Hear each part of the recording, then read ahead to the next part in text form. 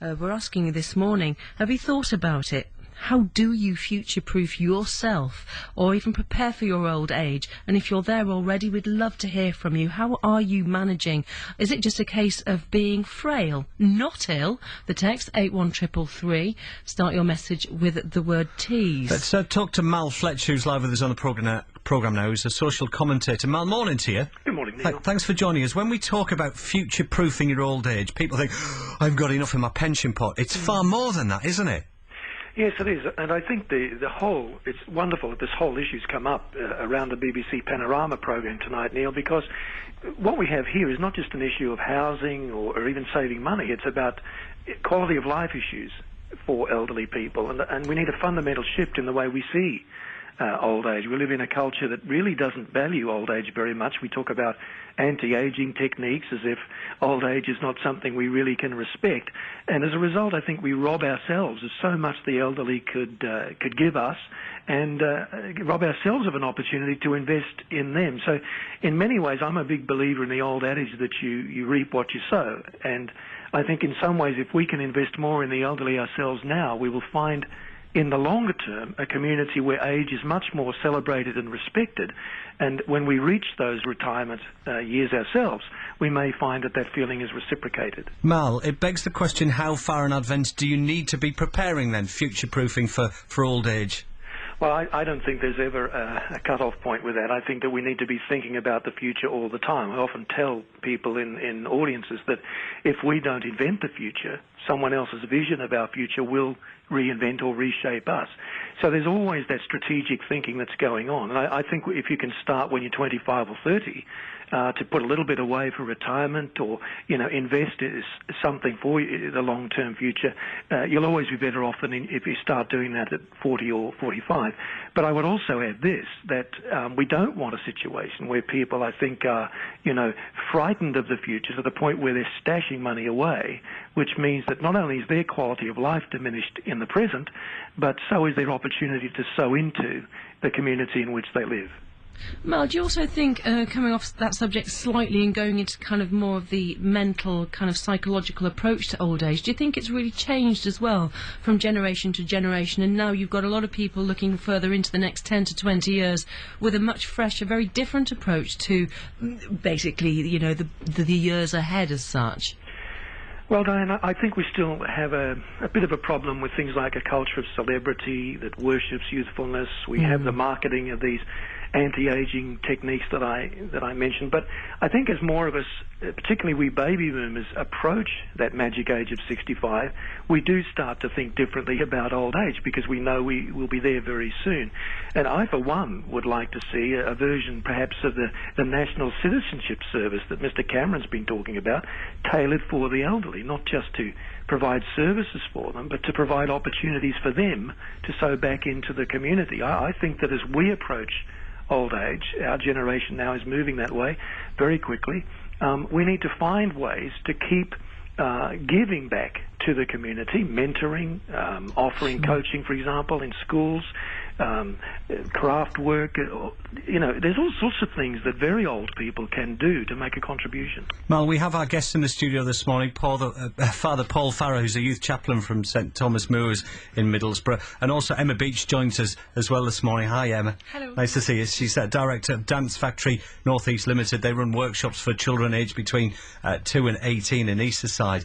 Emma, are you future-proofing? Are you ready for your old age? Not just pension-wise, are you kind of thinking, how will life adapt when I'm older? I'm a very kind of live for the moment person, I'm afraid. So, no. Every now and again I'll have like one day a week where I have a bit of a panic and go, oh no, maybe I should be like putting in some money into this or whatnot. But not at the moment. I mean, I'm self-employed, so everything that I'm kind of doing at the moment is very much when the money comes in, it's used for what it's used for. Mal, before you give Father John some advice, give our guest Emma some advice. What should she be doing now in her 20s?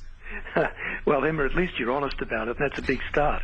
I think that you've actually touched, Emma, on something that's even bigger, which is the housing issue in our country, which I think does prevent many people from saving for retirement. You know, so much is spent, soaked up by mortgages and rental costs, largely because we haven't given a lot of thought to more creative ways of planning our towns, our housing developments. Costs of mortgages are so high. You know, rental in this country is, let's be honest, pretty much stacked in favour of the landlord, so it's not a very cost-effective way of living for most people. And all of that means we do tend to live pretty ad hoc when it comes to our finances, because mortgage is, or housing cost is, the central plank, really, in our whole financial strategy for most of us. So if we could get some government help to sort that out, I think we would have a much better shot at putting money aside for the future. Father Paul Farrer, have you got any thoughts on what you're hearing? Because you must see it quite a lot within your your parishioners as well. Yeah, I mean, I think I'm lucky because we don't retire until we're 75. I'm just sitting here thinking maybe that's going to be 85 in the new coalition government. Yeah. I used to feel quite hard done by, but now the government keeps up in the retirement age, it's not quite so bad.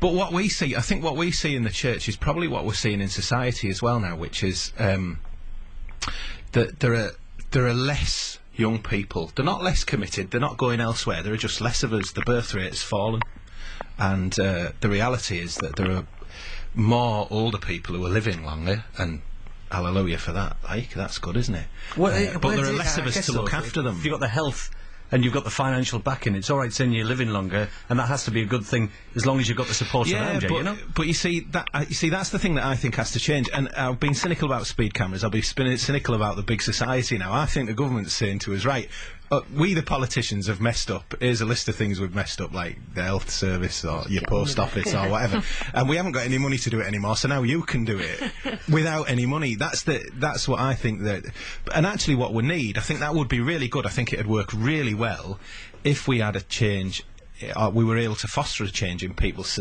attitudes, and the attitude is, I think we're only talking about this today because the rest of us who are now earning are actually saying, well, I need to put my money away for me and mine, rather than saying, what can I do to support the rest of society? Mal Fletcher's on the line as well as social commentator. Mal, as you're listening to that, there was something Paul mentioned just then, less of us to look after them. There is a sense here of, you know, has there been a failing in community in terms of a generation coming through who were probably given a really good start, for the majority, I'd like and I'd hope to think, by our parents, to be there for them in the latter years as well, even if you've got your own young family. Mal, is there something in that? Yes, I think there probably is, and I think Father Paul would probably agree that, you know, some of the things in the past that have added to social fabric and traditionally bonded a community together are not in place in many areas of the UK now. Local sporting events, you know, children's clubs, youth clubs, for many people, religious activities, all of these gave us a sense of responsibility for and to each other. And the fact that they now play less prominent role in our lives means that in many ways some of us feel powerless to address social problems except through the ballot box, through the political process. And we end up with a situation where we and some of the politicians we elect actually believe that only politics can reshape society for the good. And that simply isn't the case. I think the very best governments are those that don't try to do everything. They set some things up, they facilitate, they articulate a vision, but they also allow us in the local communities, groups that already are doing great things for the elderly, to get on with the job without red tape, without, you know, overbearing, over-bloated bureaucracy and so on. Mel, should more responsibility be put on our own shoulders? Should we be more responsible for ourselves, or is it a case of, you know, we've got a big society we keep hearing about? Should we have, you know, the big pension society as well, where we're looking after each other? Is that part of this?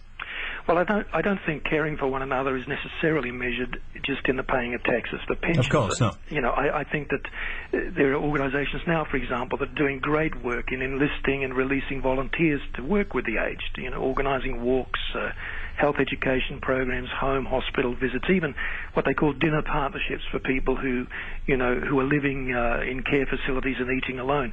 These are such simple things, but with a little bit of foresight on our part, I think we can all do a little bit more to make life easier for the elderly, but also release the elderly to make a contribution back into society. I think that's. I'm just thinking about my mum and dad. They look after the old guy that lives next door to them. Right, yeah. And they always, whenever they're cooking, they take a meal across and all of the rest of it. The only reason I'm thinking about it is because I cooked the dinner on Sunday. You don't want to feel like some across, and he said it was the best she'd ever cooked. Mel, do you understand why people sometimes don't interfere? You don't want to feel as if like they're intruding on other people's lives. There's that to a certain extent, isn't there? Yes, there is, and we are, let's face it, in Britain, we value privacy. We respect other people's privacy. But I think there is a case to be made, especially in the age of hyper-networking online. Sometimes it's easier, I think, to make connections through cyberspace than it is face-to-face. And that's where at least the discussion about, quote, big society can engender something good. It can at least get us talking again and perhaps moving again in the direction of taking more... The thing is, I agree, but I think the big thing is that, like, my mum and dad know their next door neighbour's name, and I don't know my next door neighbour's name. I know plenty of people in cyberspace. It's a generation thing. I think so. You know. I mean, the sort of payoff of the story of my mum and dad cooking the old fella next door their dinner is my mum and dad are both in the 70s. Yeah, and they look after the old man next door. We're going to have to leave it there. Mal Fletcher, thank you very much for your time this morning. Mal Fletcher, who's a social commentator. We'd love to still hear your thoughts just before we get to the news on how do you future-proof yourself for old age. The text 81333. Start your message with the word tease.